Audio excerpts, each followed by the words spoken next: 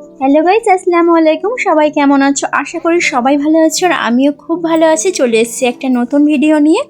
আজকে আমি যে ভিডিওটা বা রেসিপিটা তোমাদের সঙ্গে শেয়ার করব সেটা হচ্ছে হাত ছাড়া পিঠে আর রাজহাঁসের মাংস। তো দেখো, প্রথমে হচ্ছে রাজহাঁসটা জবাই করে আনা হয়েছিল মাওলানাকে দিয়ে। তারপরে আমার বেটিমা খুব সুন্দরভাবে ছিঁড়ে দিয়েছে, লোমগুলো বা পালকগুলো তুলে দিয়েছে। আর আমি কি করছি দেখো, আমি এবার এটা কাটাকুটি করে পরিষ্কার করে ধুয়ে নিয়ে রান্না করব। তো চলো, এখানে দেখো রাজহাঁসের দুটো ডিম ছিল পেটে আর ডিমের কলিটাও রয়েছে। আর গিলে মেটেগুলো কত বড় বড় তোমরা দেখলে বুঝতে পারবে। আর মাথাটা দেখো।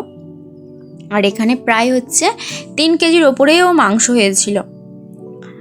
আর ভালোভাবে দেখো ধুয়ে নিয়েছি আর দুটো চুবড়িতে নিয়ে নিয়েছি।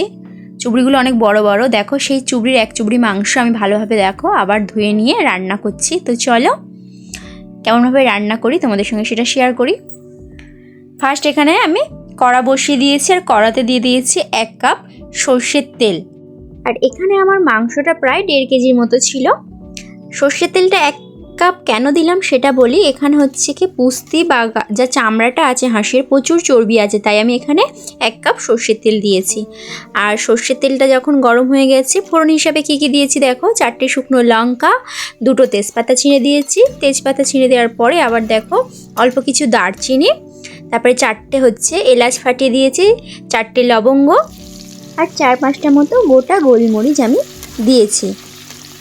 ব্যাস, ওগুলো দিয়ে ভালোভাবে নেড়ে চেড়ে নিলাম। নেড়ে দেখো এখানে আমি 500 গ্রাম মতো পেঁয়াজ ব্যবহার করেছি। তেলটা যখন গরম হয়ে গেছে আমি এখানে দিয়ে দিয়েছি 500 গ্রাম পেঁয়াজ। এবার পেঁয়াজগুলো ভালোভাবে আমি তেলের ওপরে ভেজে নেব। আর পেঁয়াজগুলো যাতে তাড়াতাড়ি নরম হয়ে যায় তার জন্য আমি এখানে দেখো দিয়ে দিলাম 2 চামচ নুন। এবার এটা একদম ব্রাউন ব্রাউন করে ভেজে নেব। তো চলো, তো আমার ব্রাউন ব্রাউন করে ভাজা হয়ে গেছে পেঁয়াজগুলো। এবার আমি মাংসগুলো দিয়ে দেবো।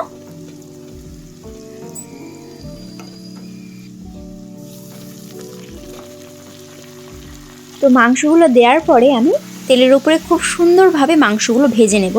আর মাংসগুলো যখন ভাজবো প্রথমে দেখো কেমন জল ছাড়ে, আর তেলটাও কেমন লাস্টে যখন ভাজা হয়ে যাবে কেমন তেল ছাড়ে সেটাও তোমরা দেখে নিও। জল কিন্তু এখন আমি ইউজ করব না, মাংসগুলো খুব সুন্দরভাবে ভেজে নিই। তো চলো,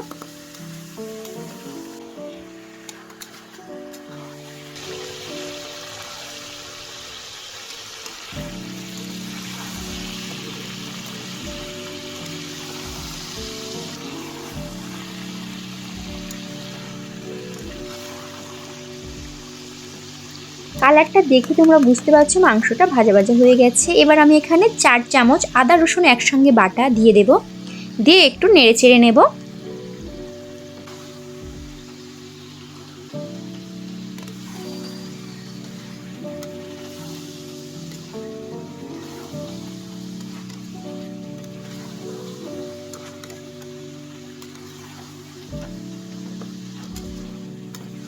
তো আদা রসুনটা দিয়ে নাড়াচাড়া করার পরে এবার একে একে আমি সব মশলাগুলো দিয়ে দেবো। এখানে আমি তোমরা যেরকম লঙ্কা খাবে সেরকম অনুযায়ী দেবে। আমি এখানে 4 চামচ লঙ্কা ব্যবহার করেছি।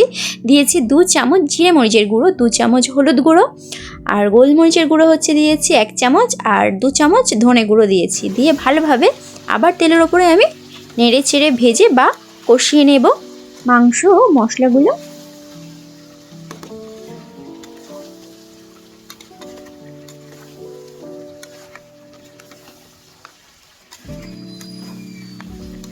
যেহেতু আমি মাংসগুলো তেলের উপরে অনেকক্ষণ ধরে ভেজে নিয়েছিলাম, তাই হচ্ছে মশলাগুলো দেওয়ার পরে আমি 2 মিনিট মতো কষিয়ে নিয়েছি। কষানোর পরে আমি এখানে জল দিয়ে দেব। মাংসটা সেদ্ধ হওয়ার জন্য 1 কাপ মতো জল আমি দিয়ে দেব।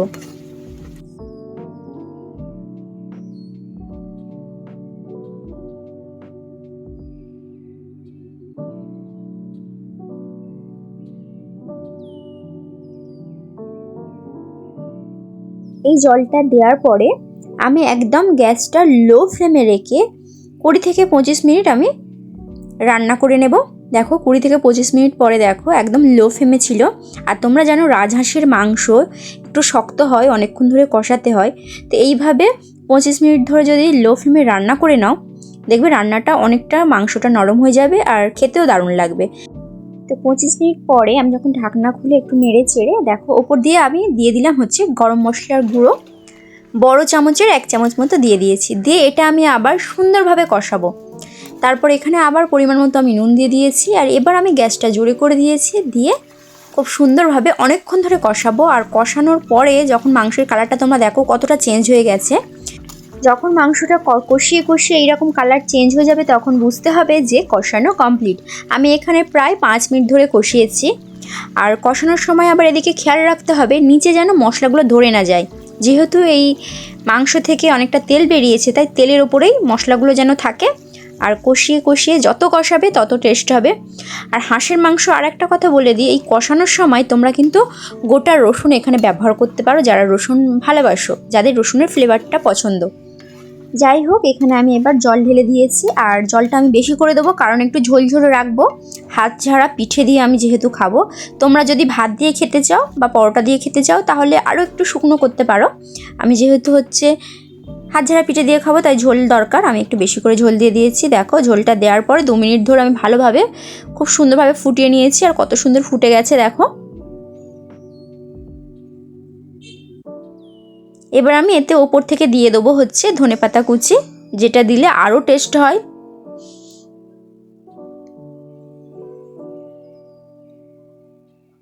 দিয়ে এবার এটা ঢাকনা চাপা দিয়ে আমি মিডিয়াম টু লো আছে আবার 4 মিনিট ফুটিয়ে নেব। ফুটিয়ে নিলেই আমার রান্না রেডি। তো রেসিপিটা খুবই সোজা, একটু মন দিয়ে দেখলে তোমরা বুঝতে পারবে। যাই হোক, তো চলো। তো আমার ফোটানো হয়ে গেছে, এবার আমি গ্যাসটা বন্ধ করে দেব।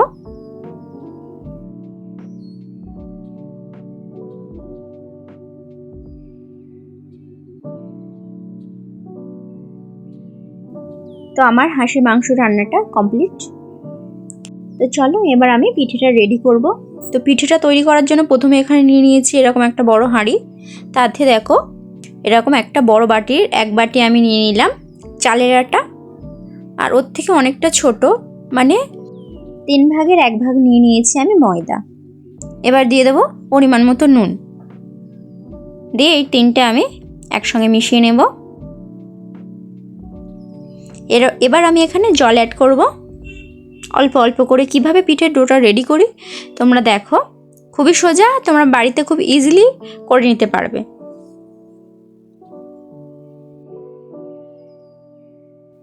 প্রথমে অল্প জল দিয়ে আমি এই আটাগুলো ভালোভাবে মেখে নেব।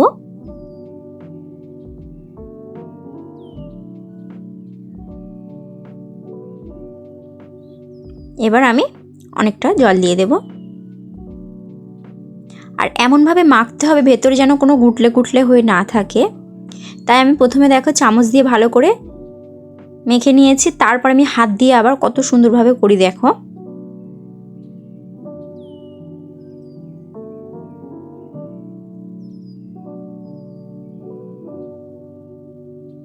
ভালোভাবে আমার মাখা হয়ে গেছে। আর যে পিঠের যে গোলাটা তৈরি করেছি, গোলাটা দেখো কতটা, তার ঘনত্বটা দেখে নাও। এরকম আমি 10 মিনিট রেখে দেবো। এরকম করে 10 মিনিট পরে আমি পিঠেটা ভেজে নেব। তো পিঠেটা ভাজার জন্য আমি চুলোতে দেখো কড়াই বসিয়ে দিয়েছি। আর কড়াইটা কিন্তু একটু গরম করতে হবে, তবে কিন্তু পিঠেগুলো উঠে আসবে। তো কড়াই যখন গরম হয়ে গেছে, ওপর দিয়ে আমি তেল ব্রাশ করে নিচ্ছি এইভাবে। বেগুনের যে মুখটা হয় ওটা একটা বাটিতে, আমি ছোট বাটিতে রিফাইন তেল নিয়েছি, তাতে চুবিয়ে চুবিয়ে তেলটা নিয়ে ভালোভাবে কড়াতে মেখে নিয়েছি। তারপরে দেখো পিঠেগুলো ছাড়ছি। এরকম হাত ঝেড়ে ঝেড়ে করতে হয়, তোমরা জানো। তো এইভাবে আমি টপ টপ করে পিঠে করে নিয়েছিলাম। আমার 1 চুবড়ি পিঠে হয়ে গিয়েছিল।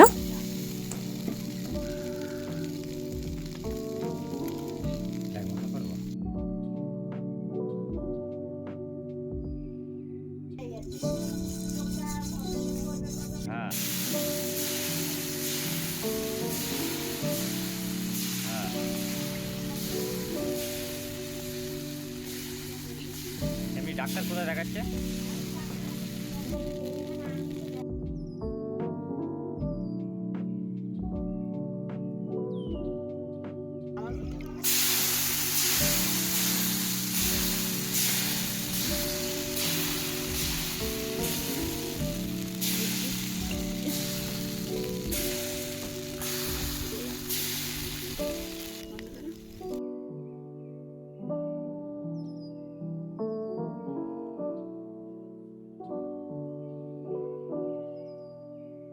এটা আমি জড়িয়ে গেছি ভালো করে ধরো ভালো করে ক্যামেরা মোত্রাম হচ্ছে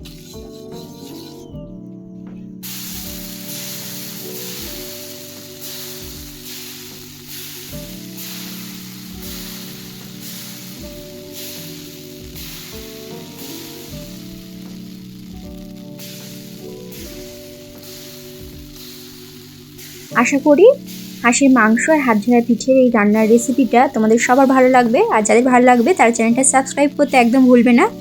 একটা কমেন্ট, একটা শেয়ার করে দিও, লাইক কিন্তু অবশ্যই করো। কেমন লাগলো সেটা কমেন্টে কিন্তু জানিও। সবাই ভালো থাকো, সুস্থ থেকো।